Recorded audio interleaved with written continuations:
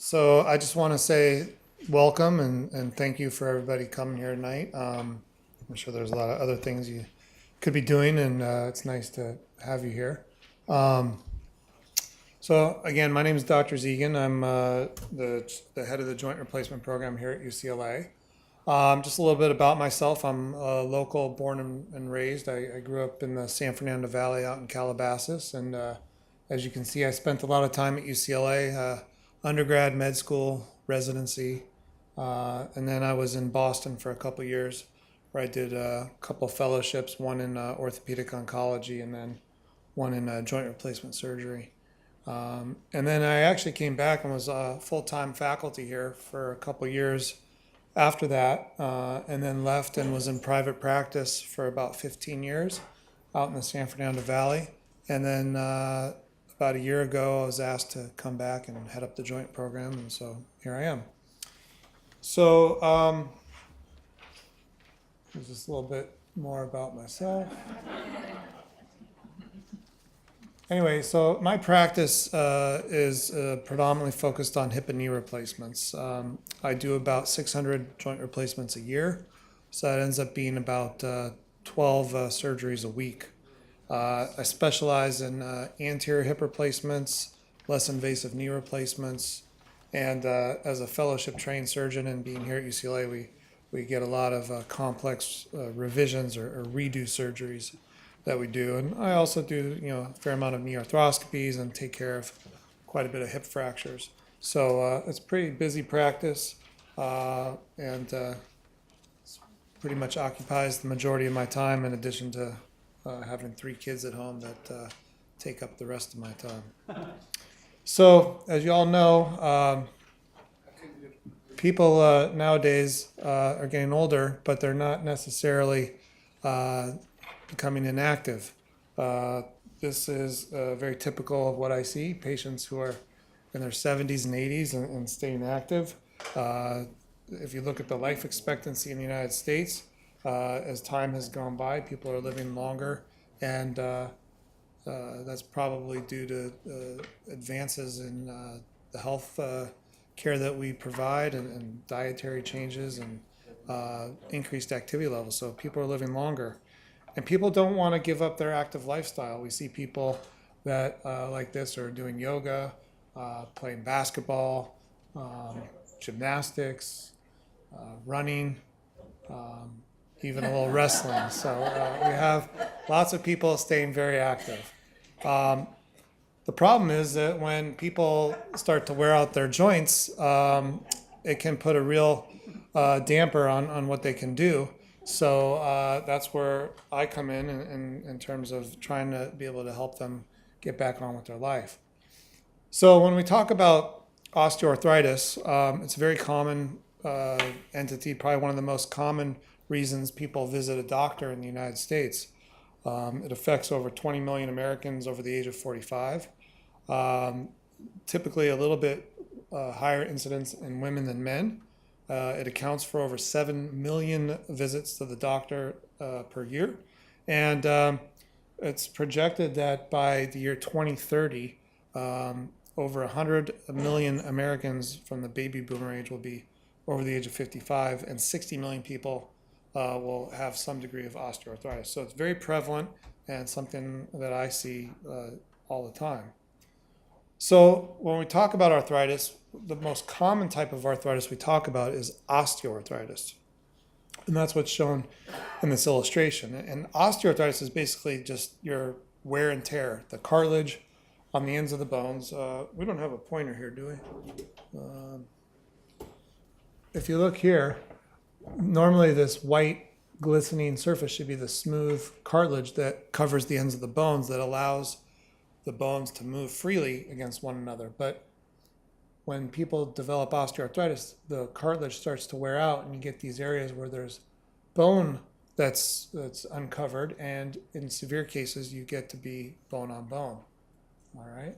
So what that presents with is this kind of aching pain, loss of motion where there's stiffness, sometimes swelling, could be tender around the joint. In severe cases, we see people come in and you can actually feel or hear crunching with those bones rubbing against each other, and that's, you know, in the more advanced cases.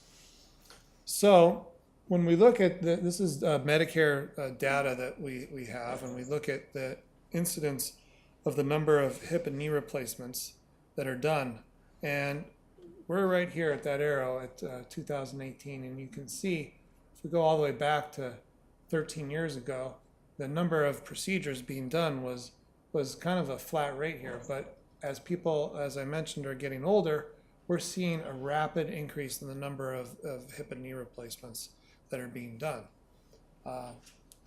Good for me in terms of job security, not good for everybody else who needs services, but it's something that is very common.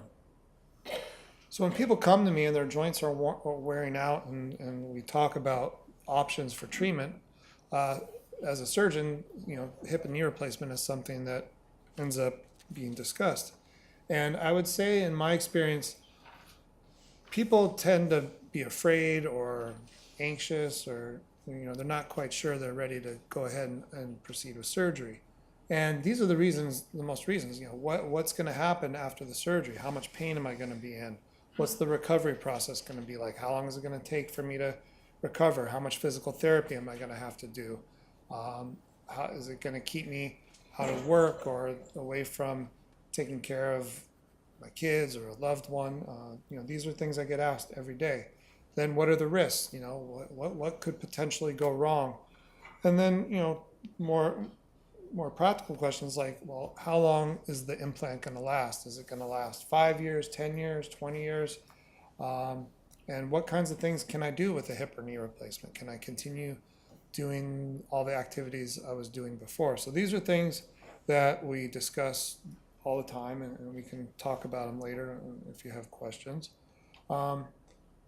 But nowadays, we can, you know, surgery 20 years ago with hip and knee replacements, or even 10 years ago, was radically different than it is today.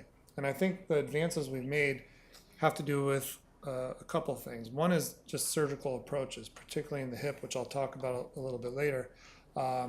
We've really revolutionized how we can get in and out of the hip and really do minimal disruption to the soft tissues and remove the diseased portions of the hip and the knee, and put the implant in, and then allow you to recover quickly. The other thing that's come into play, particularly I would say in the last 5 to 7 years, is using computers, just like everything else in life, using computers in the operating room to assist us. And that's really made a huge difference in terms of how accurate and precise we can be down to the millimeter and degree. And I'll show you some examples of that in the operating room. And then finally, I think the biggest thing that has really gotten kind of overshadowed by these other things is how much better we've become at managing pain. When I was a resident, now 20 years ago, we did surgery. People stayed in the hospital for 7 days sometimes. We put people on just massive doses of narcotics, morphine, Dilaudid. You'd have these patient-controlled pumps. You'd push the button, and people would just be zonked out. And you know, they'd be nauseated, they'd be sleepy, couldn't do therapy. Nowadays, we really try and minimize. First of all, we don't even use those what are called PCAs, or the patient-controlled analgesia pumps. We try to minimize narcotics and rely on local anesthetics, blocks, anti-inflammatory medications. And now people are staying one night, sometimes going home the same day, with very little pain and no nausea. And it's just completely different now, 20 years later. So big difference in how we do things. So let's start off by talking first about the knee. If you look at the knee, this is an example on your left side here of a healthy knee joint. You can see here is an x-ray that shows a nice amount of space between the bones. If you look at this picture on the right, this is an example of an arthritic knee. The cartilage has worn off and it's bone on bone. Now this space is, you know, not actually just an empty space. It's cartilage, like I showed in the previous slide. And the reason it shows up as a space is because the cartilage is made up of predominantly water. So when we take an x-ray, the x-ray beam goes right through and it shows up as space. But when the cartilage wears out, then it's just bone on bone and you see this white density here, and the knee has drifted into a bow-legged position, and this is just a severely arthritic joint. So when people come to me with a bad knee, we first talk about various options, and surgery is at the bottom because we try and reserve surgery as a last resort. Now, as a surgeon, I love doing this, and it's, I would be happy to do it all day, but at the end of the day, we try and reserve that until we've tried all these other things. And those are things like anti-inflammatories, having people modify the activities, which really means staying away from high impact activities like running or jumping, because that's going to accelerate the arthritic process. In some cases, recommending using a cane or a walker. And then we get into injections like cortisone, or what we call visco supplementation injections. These are these injections that we use. These play a pretty big role in my practice. I have people come in all the time in the earlier middle stages of arthritis, and we'll try cortisone at first, and if that doesn't work, we'll try these gel injections, which they're not a long-term solution, but for maybe a couple of years, it helps people kind of bridge that gap, and it does provide some relief. It's fairly a benign procedure. Just come in, local anesthetic, put the needle in, and takes all about 10 seconds to inject the medication. It used to be we had to have people come in 3 or 5 times in a row, spaced a week apart. Now we have a single shot injection we can give once, and usually lasts about 6 months, and then it wears off, and then we can try it again, and people seem to like that for a while. But it does lose its effectiveness, and there does come a point where people just say it's not working anymore, and then that's when we start talking about surgery. So people often ask me, what do you do in a knee replacement? I think there's kind of a misconception that we come up here and make a cut here, and we cut all the way down here, and we take the whole knee out and put in this bionic knee.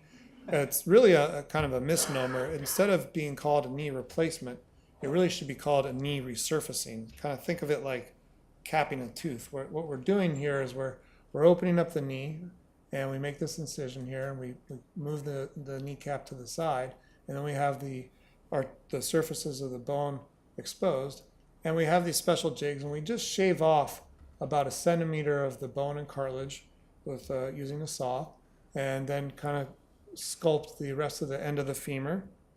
And then on the tibia, we just take about another centimeter of bone and cartilage there, and then we've re-sculpted the knee, and we put this metal implant in. So it's a metal covering on the femur, a metal covering on the tibia or leg bone here, and then a plastic insert that sits in between.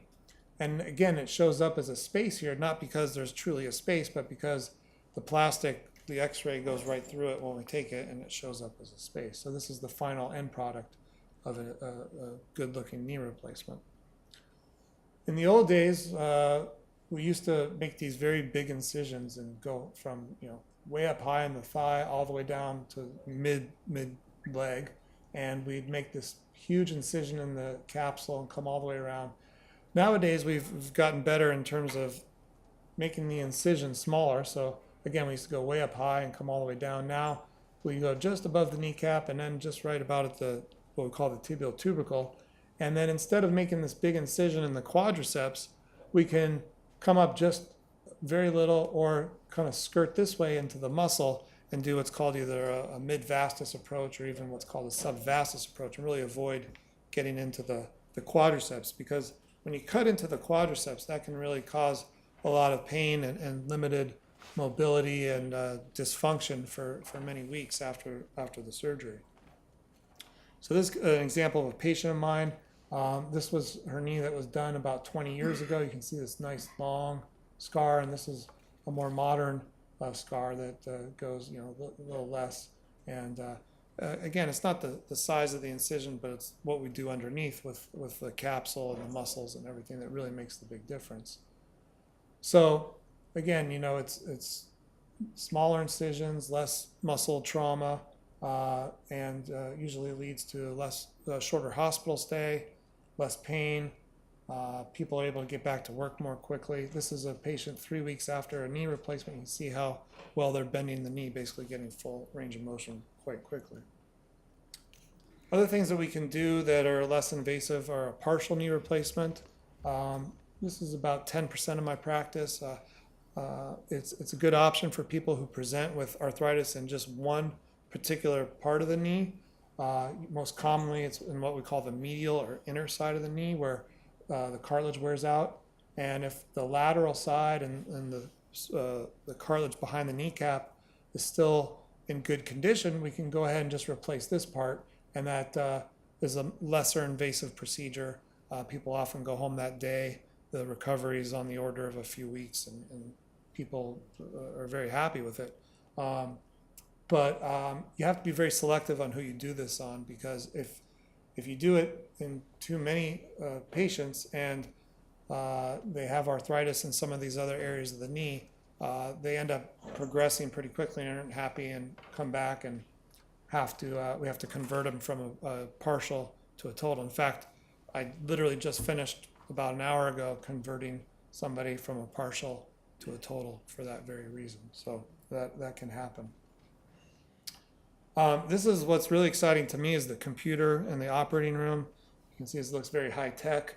What we do nowadays is we can attach these trackers to the femur and tibia, and there's a computer right here in the room with a sensor. You can't see it here in this picture, but it detects these trackers, and we map the knee, and then the computer knows in 3 dimensions exactly the relationship of the bones, and we can make our cuts and balance the soft tissues of the knee down to the 10th of a degree. It's very accurate, and it's really made a huge difference in knee replacement surgery.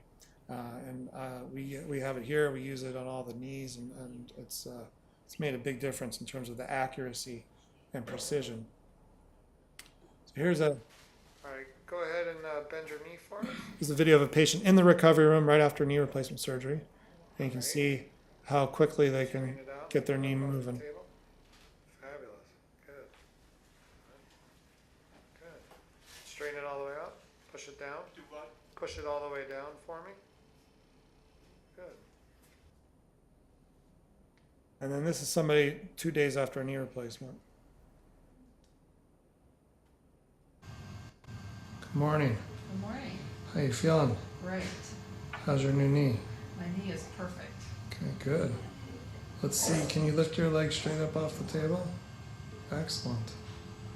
Good. And show me how much you can bend it. Very nice. Good. All right, and then straighten it back out for me. Good. All right.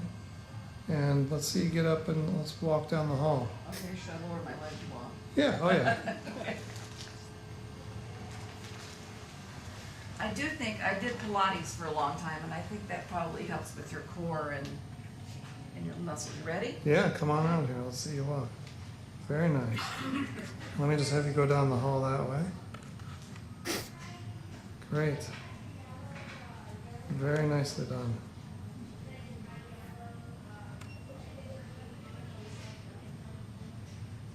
Great. Come on back. So you see 2 days after surgery, walking without a cane or a walker, very steady gait, very little pain. I'm doing very well. Very nice. So you ready to go home today? Very ready. All right. How's the whole experience been? The nurses here are phenomenal. Yeah. They're just fabulous. We've had a great time. All we were missing was wine and cheese. And what about in terms of pain levels? Has it been about what you thought it would be, less, more? Yeah. I think, I had the one bad knee, but I think if I'd had the nerve block, it would probably been a piece of cake. Yeah. But even without the nerve block, you've done fantastic. it was. I had one day that I sort of fell apart, but I think that overall it wasn't bad. Good. Well, you look like you're walking fantastic. I'm very pleased with how well I'm walking, because all of my friends who've had this say they were in the walker for at least 2 weeks. So. Yeah. Well, it's only been a few days and you're already walking actually I was without. walking yesterday without the walker. Good. All right. All right. Well, thank you. You're certainly welcome. Thank you for a job well done. You're welcome. And then this is somebody 10 days. I think it's the same. So actually here we the same are, we're patient. about 10 days after your surgery. How's the knee coming along? Doing really well. I'm moving really well. Good. Let's see you bend the knee. That's great. And then lift it up and straighten it. Very nice. Good. Let's see you walk.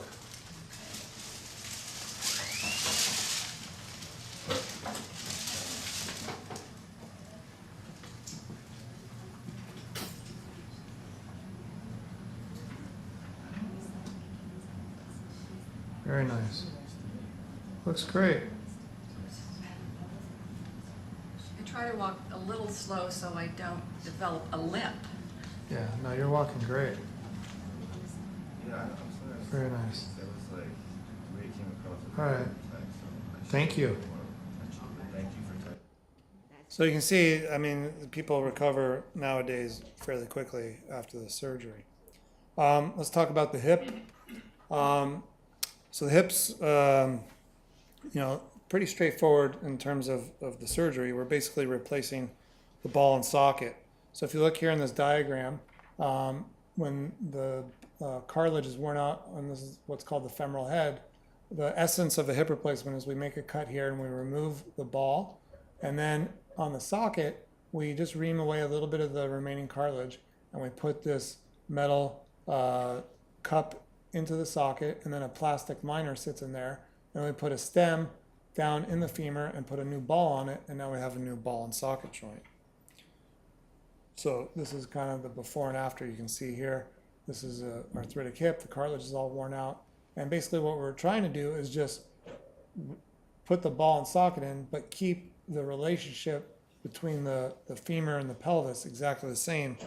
And that's the key to a successful hip replacement, putting the components in just the right way so that it's, number one, stable, and two, we don't lengthen the leg or push it out too far, because if we do that, people are going to have increased pain because the soft tissues are stretched out too much, and that becomes a big problem. So this is kind of a before and after. This is a patient here. You can see both hips are completely worn out. The cartilage is gone. They have these cysts in the bone, and I did this patient I think 3 months apart, this side first, then this side. And this patient in particular was a former ski instructor up in Vancouver at Whistler, and a year after surgery was back skiing and sent me a postcard showing me him skiing, which was good, but I was hoping he wasn't doing the moguls, because that's not going to be good for him. But anyway, in terms of what I alluded to earlier, in terms of the major advance in hip replacement, has been the way we get into the hip. Traditionally, we would do what's called a posterior approach. When I was a resident and even a fellow in Boston, this was the kind of gold standard. We would make this big, long incision across the back of the hip, and it would be a big incision compared to nowadays. What we do is with a smaller incision just through the front. And I'm going to kind of go through the difference. This is what we call the posterior approach, or the standard the gold standard approach, where the patient's lying on their side and we make an incision over here. And the problem is we have to detach all these muscles and tendons, and the patient can be, even though we secure him, as you see here, with all these positioners, the patient can kind of rock forward or backwards during the surgery, and it makes it very difficult to know exactly where the pelvis is, and that can cause a lot of inaccuracy in terms of putting the cup in, and that can lead to problems with instability or dislocation. It can make it difficult to assess how equal the leg lengths are.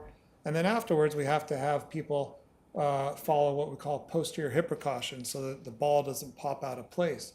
And that means wearing this pillow between their legs for about 6-8 weeks. When they're sitting, using a pillow, being very careful not to cross your legs, twist your hips. So it can be kind of a annoying, encumbering process for patients when they're trying to recover. This is just a diagram of the anatomy. So this is the posterior approach. We have to make this big incision. The sciatic nerve is very close by. We have to detach all these tendons off the femur so that we can get down to the hip capsule. And then what we do is we dislocate the ball, and then at the end we have to repair all those tendons back to the bone with drill holes and tie sutures through it. It's a big thing. And then the reason we have people follow those hip precautions with the pillow between their legs is we want these tendons to heal back to the bone, because if you twist your leg too much, that can disrupt this repair, and then it becomes unstable and it's a big problem. If you compare that to the anterior approach, this is the more modern way we do it. We have a special table that was designed specifically for this approach. Patients are lying what we call supine, or flat on their back. The incision is just right here over the front of the hip. And there's a natural interval between all these muscles that we can get into the hip. We don't have to cut any muscles or tendons. There's no repair at the end of the surgery. We preserve all these key structures, what we call the deltoid of the hip. And because the patient's lying supine and we're not disrupting all these tendons and the pelvis isn't moving, it's a much more accurate procedure in terms of where we put the components, so that stability is better, leg lengths are easier to reproduce, and I think that's what really leads to the quicker recovery. When you look at the anatomy of the hip, this is a picture of somebody from the side. So the hip joint is right about here if you're looking from the side. When we go through a posterior approach, you can see we have to go through all this muscle here, and it's a much longer distance to get here. When we look in cross section, you can see we have to make the incision, come all the way through here, detach all these tendons to get to the hip joint. When we go through the front, we make the incision here, or in cross section right here, and literally it takes about 1 minute to get down to the hip joint. I make the incision, I can just spread these muscles apart, and then within a minute I'm right down to the capsule, and it's very quick and easy way to get to the hip joint. So again, this is the posterior approach. We come through here and we have to detach all these tendons. Through the anterior approach, literally it's just this quick zigzag, and we're in, we just spread the muscles apart, and really no cutting of muscles or tendons. This is kind of a animation showing that. You can see this is the anterior approach. No skin is here, but the incision would be right here. We just spread the muscles apart. We're right down to the capsule. We then can take a knife and incise the capsule, open it up, and literally we're then down to the hip joint, and we can do all the bony work, make the bone cuts, put the implants in, and at the end all this stuff just falls right back together, and it's just a quick repair. And you can see intuitively why it makes sense that this is a less invasive procedure. So again, this is what it looks like when we're exposing the hip joint, and this is where we make the cut with the saw to remove the ball. Here we've removed the ball, we've put the new cup in. Here we've put the new stem with a ball in. And this is the final product with the new ball and socket. And you can see we haven't cut any muscles or tendons. We take all these retractors out, and in the end, everything just falls together. Now this is where I get really excited, is talking about the computer helping us. So one of the things, like I mentioned, that's key to hip replacement surgery is not just putting the components in, but preserving the anatomy. And one thing we want to make sure is that we keep the legs equal length. And one way we measure that is to draw this line that I've drawn in green here across the bottom of the pelvis. And then we can measure the distance from that line to the top of this bony prominence on each femur. And these should be equal. And that's what we're trying to preserve. The other thing we're trying to do is not push the hip too far out, or what I've called in yellow offset, which is the distance from the pelvis outwards. And we want to keep these equal to each other. So when we are planning for a hip replacement, we can take the x-ray, put it into a computer software program, and we can estimate down to the size, what cup we're going to put in, what stem, and the geometry of the stem that we need, and how long of a ball, so that we can preserve that relationship of the femur to the pelvis. And so this is an example of a case I did. Before the surgery, we planned this all out. And then when we're done, you can see here the legs are perfectly equal and the offset's the same. The other thing that computers help us do is put the cup in the right position. We know from studies that there's a target zone that we want that cup to be in. We can talk about two things with the cup. We can talk about how much tilt there is or abduction, and how much anteversion, how much it's tilted forward. And those numbers should be pretty spot on. The older literature said we could be within 10 degrees of the abduction and 10 degrees of the anteversion. But nowadays with the computer, I would say I wouldn't tolerate it being more than a degree or two off what my goal is. And we can be that accurate. The problem, if the cup is not in the right position, is that the ball can pop out of place, the plastic can wear out early, or you can get problems where the ball is riding up almost out of the socket and it starts to impinge on the soft tissues, the muscles, the tendons, and it can cause pain and inflammation. So this is the ideal position we shoot for. Here's the cup. It's abducted about 40 degrees and it's tilted forward about 20 degrees. These are examples where it can be problematic. Here the cup is too abducted, okay? Or here the cup is not abducted enough, or we call adducted. Here the cup is tilted too far forward, and here the cup is tilted too far back. So these can all lead to problems, but this is what we're shooting for. And with the computer, we can take an x-ray during the surgery, the x-ray goes straight to the computer, and then we can make measurements. And here you can see, here's a cup, and I can measure down to the degree, the abduction, the anteversion, and put it exactly where I want. So I'm just kind of dialing that position in exactly where I want it. And then we can also measure leg lengths and offset, so that here we're taking this line and measuring, and you can see the computer estimates that the difference in this patient was less than 1 millimeter, 0.2 millimeters. So we can be that accurate to make sure we get it just right. And just so you know, 0.2 millimeters is, I mean, like less than a hair. I mean, it'd be almost imperceptible. And then here's offset. You can see here we're keeping that exactly the same, and the difference here is 0. So we've gotten it just right with this particular case. Here again, you can see cup is perfectly positioned. I got the numbers right where I want it, and this has really just made a big difference. Again, just showing the difference in leg lengths, 0. All right, so the computer's really made a big difference both in the knee and the hip. Lastly, I want to touch on pain management, how we've really been improving how we control pain. We now know that when we talk about how to control pain, it's a multi-faceted approach. Like I said before, about 20 years ago, we would just put everybody on high-dose narcotics and hope that they'd be zonked out enough that they would kind of forget about it or be, not aware of what was going on. But nowadays, that's not really acceptable. And we know that pain occurs at multiple levels. It starts with local tissue trauma in the tissues, and then the signal gets passed up through the nerves to the spinal cord and then up to the brain. And what we try and do here is intervene each level of this pain cascade to try and block the signal at all these different levels, both at the local tissue level, in the spine, and in the brain. And we do that with various ways, either like a spinal anesthetic, local injection of local anesthetic, and then various medications that work both locally to control inflammation and in the brain, like Tylenol, anti-inflammatories. This is kind of our whole cocktail. So before surgery, we try and get at the pain before we even do anything.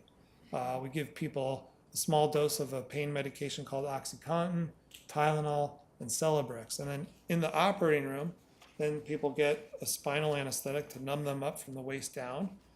People don't really even go to sleep anymore. They're just numbed from the waist down and kind of a twilight sleep. They're not really aware of what's going on, but there's no tube down your throat. You're breathing on your own. You're basically awake, but not really aware of what's going on. And then at the end of the surgery, we have this injection cocktail we use with a local anesthetic, an anti-inflammatory, and a pain medication. And then we can also use a long-acting local anesthetic that I'll get into in a second. And then after the surgery, we use intravenous Tylenol, which has been shown to be markedly more effective than oral Tylenol. There's a lot of reasons for that. The main reason being when you ingest it orally, it has to go through your liver, get metabolized, whereas when you give it IV, it bypasses the liver and it just gets into your system directly, and it's much more effective. And then we use tramadol, which is a mild pain medication around the clock, an anti-inflammatory, a steroid, and then as needed, we give these various pain medications, which a lot of times people use these for a day or two and then rely more on the tramadol. So this is the long-acting local anesthetic. It's called Exparel, or liposomal bupivacaine. It was basically it was discovered a few years ago that if you took what's called a liposome, it was a fat-soluble molecule, and attached the local anesthetic to it, it would stay around in the tissues for about 72 hours. And when we look at studies, you can see if you just inject the local anesthetic in yellow, there's a peak effect that lasts maybe about 6 to 8 hours, and then it drops off quickly. If you look at the purple here, where we have the local anesthetic attached to this liposome, this lasts for anywhere from 48 to 72 hours. So it really has made a big difference in terms of controlling pain after the surgery. And again, here was a study that was done where we injected a placebo and looking at the time at which patients first needed to have some kind of pain medication. And with the long-acting local anesthetic, people were able to go 14 hours before they even needed any pain medication compared to the placebo or salt water injection. They asked for it within an hour. So when we combine the minimally invasive surgical approaches with precision component placement with the computer, and then this pain management protocol, we get this rapid recovery. And that's really what's made the big difference, where people can go from staying a week in the hospital like they did 20 years ago to going home either the same day or next day like we're doing now. So it's nice to show all these anecdotes, but in medicine we like to pride ourselves on data. And just real quick, this was a study that was done back now about 8 years ago, looking at the anterior versus a more traditional anterolateral approach. And in all categories, in the blue, patients' scores were better with the anterior approach compared to the posterior approach. This was another study that looked at, it was a randomized prospective study, meaning they moved forward taking patients and randomized them to either anterior or posterior approaches and saw how they did. And when we looked at key endpoints, pretty much across the board, patients who had an anterior approach did better. So when we looked at length of hospital stay, the anterior approach patients tended to have a shorter stay. Dislocation rate definitely favored the anterior approach with a much lower dislocation rate. In terms of the likelihood of being discharged to home as opposed to going to a rehab facility, again, favored the anterior approach. That safe position, or putting the cup in the right position, again, more accurate with the anterior approach.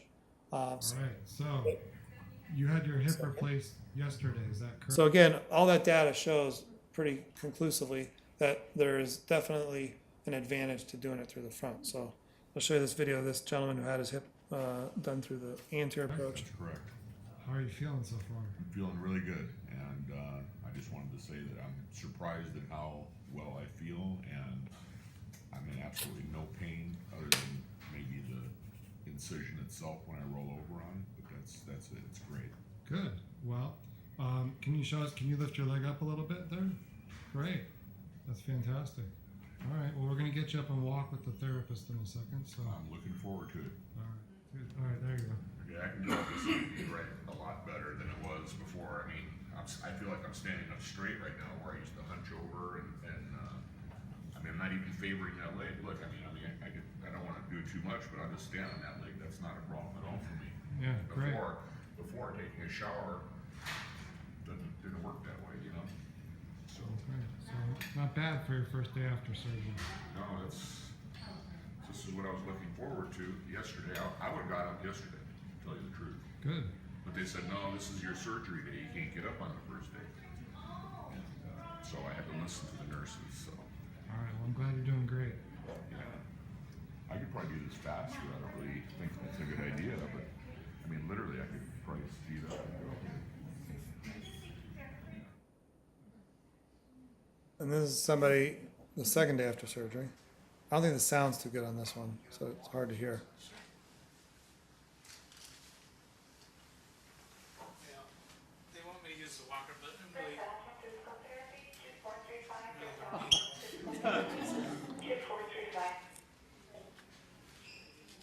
It's great. Pain? No. It's just a little dull ache. That's So how many days has it been since your hip surgery? I had surgery on the 12th, it's the 23rd, so 11 days now. How's it going so far? It's fantastic. Very, very minimal soreness, not really anything I call pain, and I have critical mobility. Good, good. Let me see how you're walking. So, okay.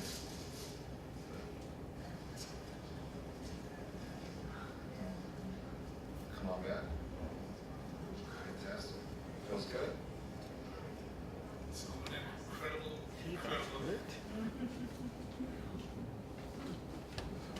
Hi, Linda. So how many days has it been since your 11 days. okay? Yeah. What'd you have done? I had a left hip, total left hip. Okay. And it's feeling pretty good? Yeah, it feels great. Let's see you walk. Let me just stand back a little bit. All right, go for it. Good. Now turn around and walk back.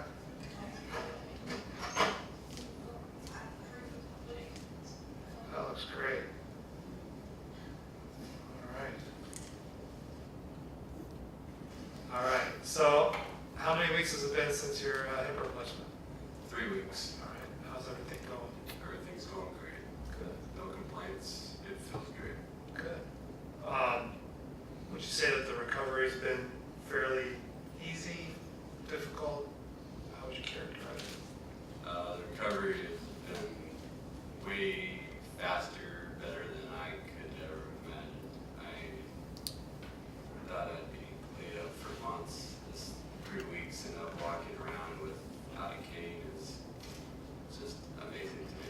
Good. Good. All right. Well, let's see you walk. I want to show you. Get off the table. Maybe to jog or No jogging yet.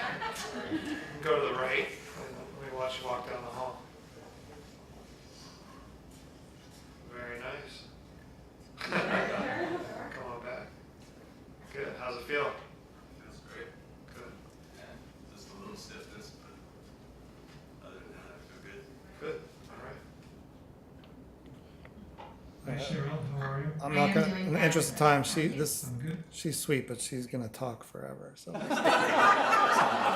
anyway, so that's pretty much it. As you can tell, I love what I do. It's really an honor and a real joy for me to be able to, have somebody come in. They're in pain, having difficulty walking, and be able to get them in a very short period of time to get back on with their life and improve their functionality. So with that being said, I'll see if anybody has any questions. So thank you.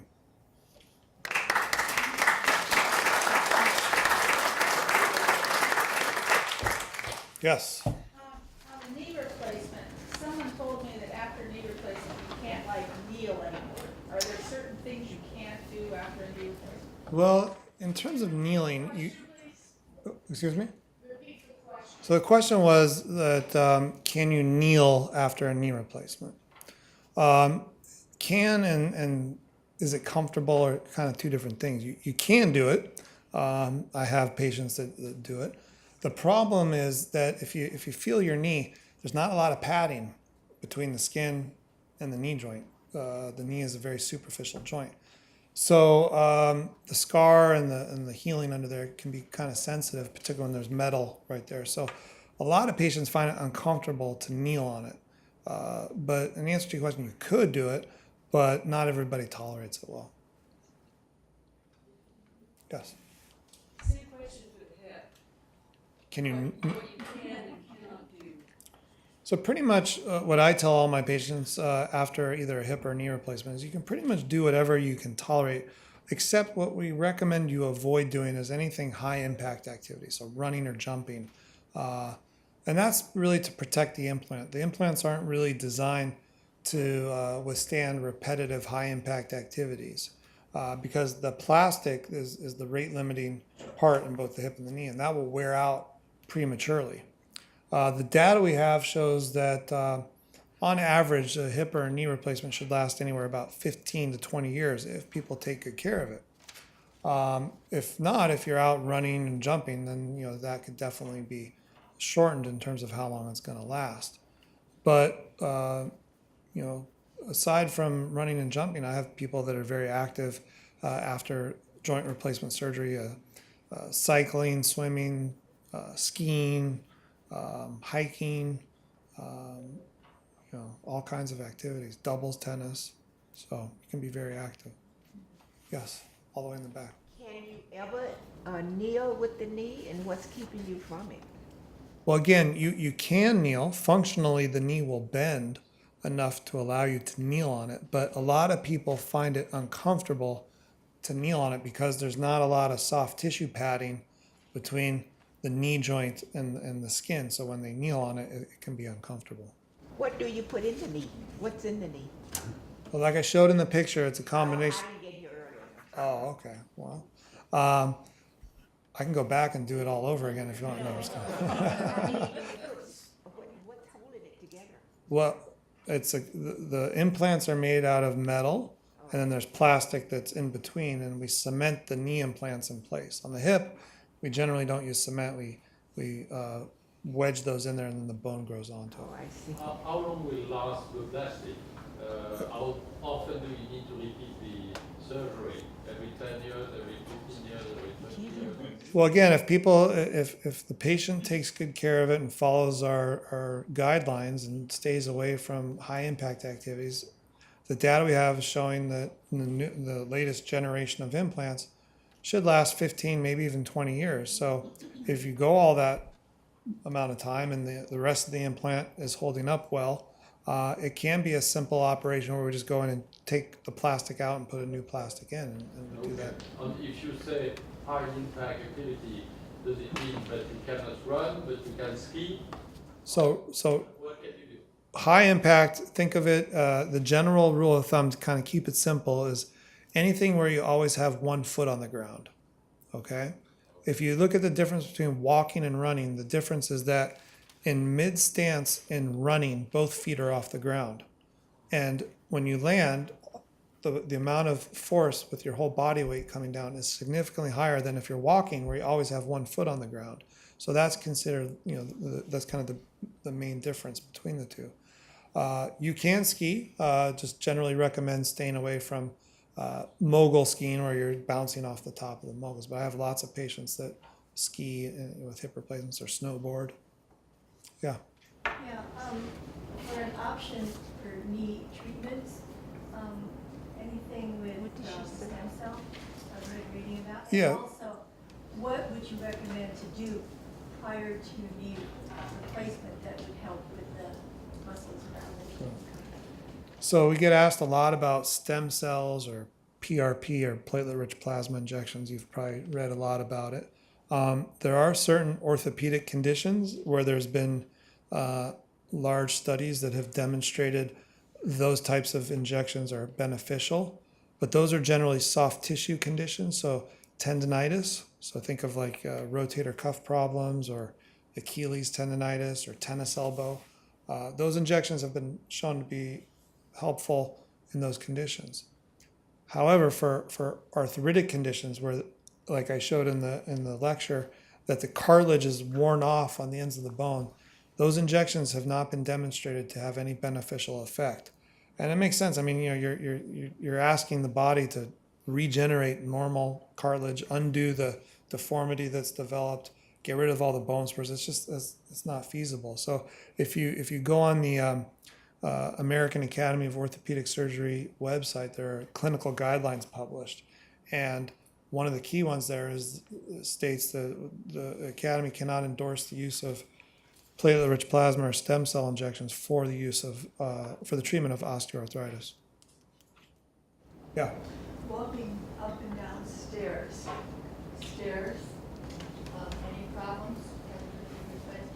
No, in fact, we have people here in the hospital before they're discharged doing stairs with the physical therapist. So a lot of times I get asked, I live in a 2-story, 3-story house. How am I going to navigate the stairs? Well, you do. I mean, we have people do it all the time with the physical therapist, so it's very doable. I mean, you saw how well people were walking in the videos after the surgery, so it's definitely doable. Yes? Is there any such thing as where they're growing your own joint with your stem cells? Well, there's a lot of research being done looking into how we can regenerate healthy cartilage. To date, we haven't really been successful at doing that, but it's possible, that in the future we're going to find a way to do that. Yes. For knee replacement, do you have the same kind of computer-assisted machines like you showed for the hip replacement? There are actually two different, one's for the hip and one's for the knee. But do it have the same kind of possibilities? I'm not sure I understand. The same kind of equipment or the equivalent equipment for the knees is there in your operation? Well, what I showed here is what we use here. That was for the hip. Do you have the same? Yeah, so we have a system for the knee called, there's different kinds, but it can measure the angle and the range of motion, gives us feedback on stability, tension of the ligaments on each side. So we get a lot of information from the computer. Yes? What are the complications and do they increase with age? I know most of your patients here looked younger than me. Well, I've operated on people as young as 16 years old for a joint replacement, and as old as last year I operated on a 100-year-old. So I've operated the whole spectrum. If you look at the demographics, the average age of somebody undergoing a hip or knee replacement is 67 years old. So that's the median age of a bell-shaped curve. But I've operated on people all ages. In terms of complications, there's a whole slew of potential complications. The things that we worry about most, probably infection. That's probably the number one. We have a lot of mechanisms in place to minimize that risk. And here at UCLA, we pride ourselves on a very low infection rate. But it's not zero. I mean, there's no way to get that number completely down to zero. But ours is quite low. Blood clots are another complication we worry about, but nowadays with getting people up walking much quicker than we did in the old days, that risk has gone down dramatically. We do put people on some form of a blood thinning medication after the surgery for 4 to 6 weeks to help minimize that risk. Nowadays, the most common agent we use is just good old-fashioned aspirin, where we put people on an aspirin twice a day for 6 weeks, and that does the job for most people. In relationship to the hip, like I talked about, the dislocation where the ball pops out of place, that's a risk, or one leg being longer or shorter than the other. Nerve injury, then anesthetic risk, but the chance of any one of those things happening is quite low, probably in the order of 1 or 2 percentage points. Yes, all the way back there. Although hip surgery may only require a few days in the hospital, is it necessary to go to a rehabilitation facility thereafter for several weeks? Well, over the last few years, we've really improved the whole recovery process. That nowadays, I would say probably about 20 to 25% of the patients go to rehab, whereas the remainder go home. Typically, the people that are the ones that go to rehab are generally older patients that are more frail, or live alone and have nobody to help take care of them, or can't find somebody to come help take care of them. But outside of that, most everybody's a good candidate to go home and have a home physical therapist to help them and recover there.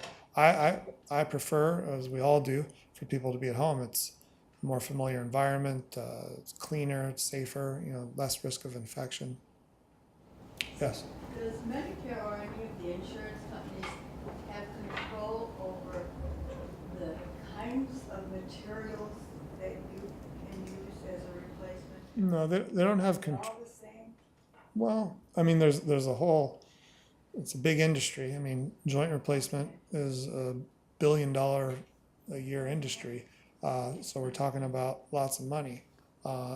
And Medicare doesn't tell us, what we can use or can't use. But what's happening, if you listen to the news, is we're getting into a time period where, if you've heard of bundled payments, I don't know if you've heard of that.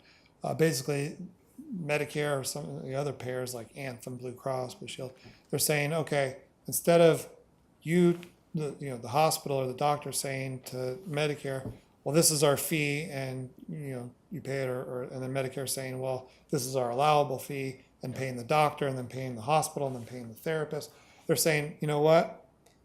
We're gonna give you, the hospital, X amount of dollars. You guys figure out how to divvy it up and pay the surgeon, the hospital, the therapist.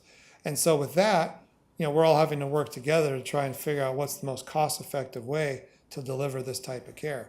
And that's been a whole, revolution in and of itself that we could spend a whole nother evening talking about. Yes. So along that line, as far as the materials go, is it typically steel, stainless steel, or titanium? So it's generally titanium or cobalt chrome and high grade medical plastic, or what we call polyethylene. And so as a surgeon, we decide what we think is best for our patients. I typically use the high end implants because I've used it for a long time and it has excellent track record and proven data to show that it works well, and so I stick with that. What is that brand? The brand I use is one of the more common ones I use is called DePuy. There's that's all in that. You had a little bit of information about cortisone and HA injections. Yeah. Is it? I saw someone just a few days ago regarding that for my hip. Putting off the inevitable. Is there a downside to having the HA? And I was told that I'd have to get off medications and aspirin and have 3 or 4 shots over the course of a month. Yeah, so I typically do, different doctors do different things. I like the single injection because it's one shot. Every time you put a needle in a joint, there's always a small theoretical risk of introducing an infection into that joint. But if done properly, that's pretty rare. But so as opposed to somebody coming in 3 times and having that risk tripled, I do it once because I think it's easier for the patient and just as effective.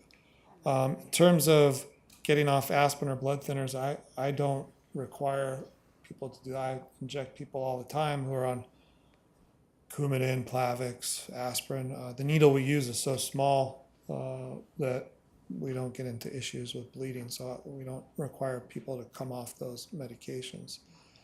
One of the things that we do worry about is not so much the HA injection, but cortisone. There has been some recent literature published that shows if you've had a cortisone injection in either the hip or the knee and then have surgery to replace that joint, and there's been various studies published where the time frame is a little different, but it could be 3 months or 6 months. In other words, if you have your surgery 3 or 6 months after an injection, there is a higher risk of an infection after the surgery. So we generally try to get people to not have their surgery until after that kind of time frame from having had their last injection. Cortisone. Okay. Is there any other downside to the HA injection? There is, depending on the injection, there's a whole market and all different types of formulations of the injections. And some have a higher profile of causing an allergic reaction. So you can get what's called a synovitis in the knee, where the lining of the joint gets real inflamed and the knee gets swollen, hot. It could almost look like an infection. And that can be, not fun for both the patient and the doctor to have to deal with. Well, one last question in relationship to that. You said insurance is a whole nother lecture, but do you know if those are covered? Well, cortisone is generally not an issue with insurance companies. The HA injections are becoming harder and harder to get the insurance companies to approve. But some may. Some may, but even in the last 6 months, it's become, I think, beginning of the year, I think Anthem said that they're no longer covering them. So, Are they expensive? yeah, they can be very expensive. Thank you. Yes. Do you use general anesthesia at all? Or either? Rarely. I would say 98% of the cases we do is a combination of a spinal anesthetic with sedation. In the knees, we use what's called an adductor canal block, where before the surgery in the preoperative area, the anesthesiologist will place a small catheter into the adductor canal, which is where the saphenous nerve lies, and thread a small catheter in there under ultrasound guidance, and then inject local anesthetic so that the whole knee is pretty much numbed up. And we keep that in for about 3 days after the surgery. So, pretty much it's rare that we have somebody have a general unless they're not able to have a spinal. And that would usually be in a situation where either somebody's had previous spine surgery and they have a lot of hardware in their back, or they've had a fusion and the anesthesiologist can't get the needle in there. Or sometimes we have people come in with really severe arthritis in their back and there's a lot of bone spurs and the anesthesiologist just can't get the needle in.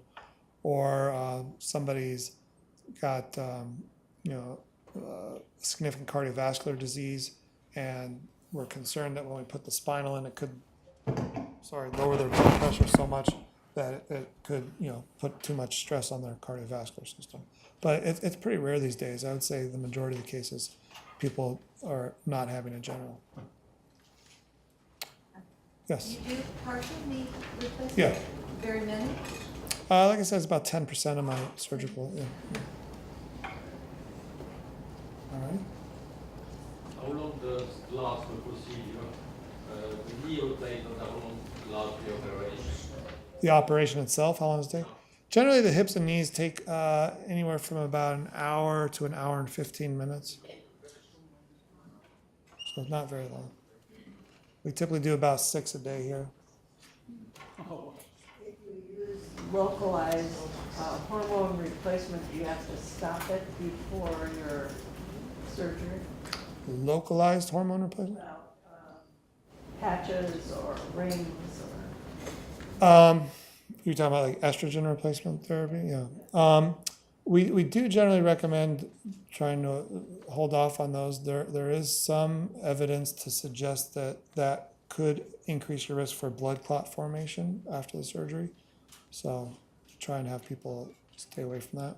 But it's always a risk-benefit ratio, and it depends on each patient, why they're on the replacement therapy and have they had, other complications from not being on it. So, all right. Well, thank you. Appreciate it.